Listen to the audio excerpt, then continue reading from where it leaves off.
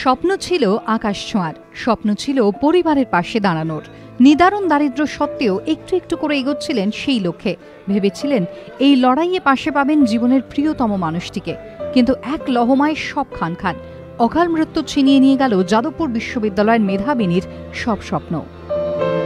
গড়িয়ার শান্তিনগরের প্রতিটি বাড়িতে শোকের আবহ। পাড়ার সবার প্রিয় শান্ত মেধাবী মাম্পি যে হঠাৎ এভাবে চলে যাবে তা কারো বিশ্বাসই হচ্ছে না।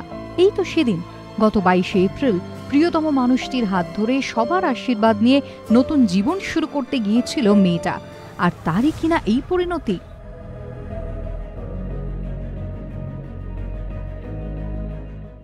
বলতো যে বৌদি ওদের বাড়ির থেকে কিন্তু আমাকে মাঝে মাঝে মারধর করে, তো ভালো মেয়ে বলতো না বৌদি সবে তো 6 মাস হয়েছে, দেখি আস্তে আস্তে ওরা সব ঠিক হয়ে যাবে। আমাকে সবসময়ের জন্য বলতো সুইসাইড করবে না, লড়াই করে বাঁচবে, কেন সুইসাইড করতে যাবে।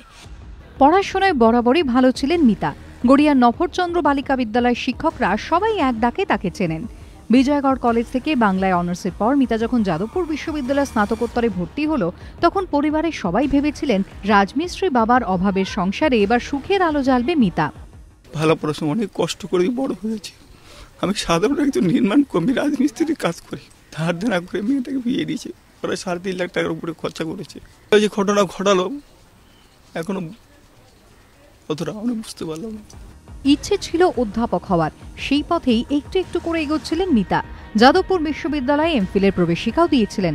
অপেক্ষা ছিল ফল ঘোষণার, কিন্তু তার আগেই সব শেষ। ও ভীষণ কৃতি ছাত্রী ছিল এবং ভীষণ শান্তশিষ্ট স্বভাবের মেয়ে ছিল। কারোর সাথে কোনোদিন ঝগড়াঝাটি করতো না, কোনোদিন উঁচু গলাতেও কথা বলেনি। ওর চলে যাওয়াটা আমরা মেনে নিতে পারছি না। এই তো চতুর্থীর দিন শেষবার বাড়িতে এসেছিল মিতা। সপ্তমীতে আবার ফিরে গিয়েছিল স্বামীর হাত ধরে। আর সেই যাওয়াই শেষ যাওয়া। ঘরের লক্ষ্মী কাঁদিয়ে বিদায় নিয়েছে। গড়িয়া শান্তিনগরের প্রতিটি ঘরে তাই আজ ব্রাত্য ধনদেবী। রুমা পাল, এবিপি আনন্দ।